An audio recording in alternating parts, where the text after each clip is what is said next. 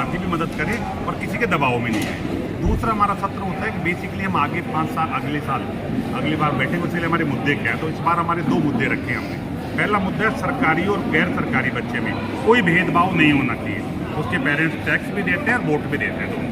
तो सरकारी और गैर सरकारी स्कूल के बच्चे में किसी प्रकार का भेदभाव नहीं है, ये पहला मुद्दा है। दूसरा हमारा मुद्दा है जो सरकारी टीचर्स को सुविधाएं मिलती है उतनी ना सही, उससे कम सुविधाएं हो, पर हमारे भी चपरासी को, टीचर को, भाई जी को, गार्ड को बराबर रूप से सरकार की तरफ से मिले। क्योंकि संविधान में 2009 में जो संशोधन हुआ राइट टू एजुकेशन का, उसमें स्पष्ट कहा गया है कि शिक्षा, निःशुल्क और अनिवार्य शिक्षा सरकार की संवैधानिक जिम्मेदारी है। और सरकार की संवैधानिक जिम्मेदारी में हम लोग सरकार का करोड़ों रुपए बचा रहे हैं। सरकार में 91 लाख बच्चे पढ़ रहे हैं जिनका बजट है 45,000 करोड़ स्कूल एजुकेशन का।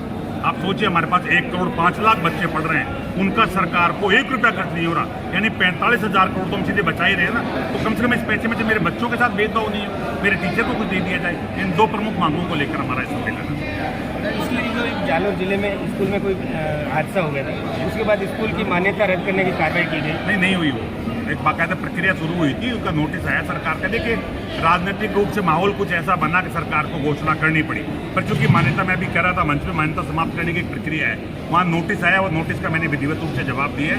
उस जवाब के बाद सरकार ने नहीं किया, वो पेंडिंग है, मामला हो भी नहीं सकता। जिस प्रकार से जो गैर सरकारी स्कूल है उनकी विभिन्न मांगे, उनके लिए सरकार से आप किस प्रकार लड़ रहे हैं? देखिए सरकार से क्या होता है, हम 2-3 तरह से लड़ते हैं, लोकतंत्र में रहते हैं। तो लास्ट ईयर हमने क्या किया, चुनावों से पहले एक महाकुंभ किया जिसमें करीब 1 लाख के करीब लोग इकट्ठे हुए, और उस महाकुंभ की ताकत को देख के कांग्रेस ने अपने घोषणा पत्र में हमारे इन मुद्दों को जो बता रहा हूँ शामिल किया। लेकिन अभी वो पूरी नहीं कर रहे। इस बार फिर हम अगले महीने में महाकुंभ कर रहे हैं, उससे पहले सरकार के सारे मंत्रियों को हर विधानसभा बुला के ज्ञापन देंगे, वो पूरा करेंगे तो ठीक है, फिर बड़े लेवल पर फैसला करेंगे लोकतंत्र।